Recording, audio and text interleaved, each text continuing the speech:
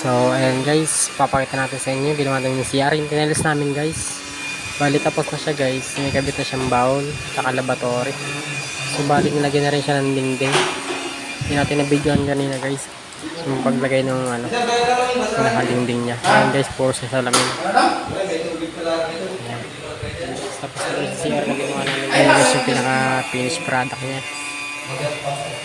Ayan. Puro siya guys salamin. Tapos na siya guys. Ito guys yung karoon pong ng video natin na in-upload. So, i-share na lang to guys.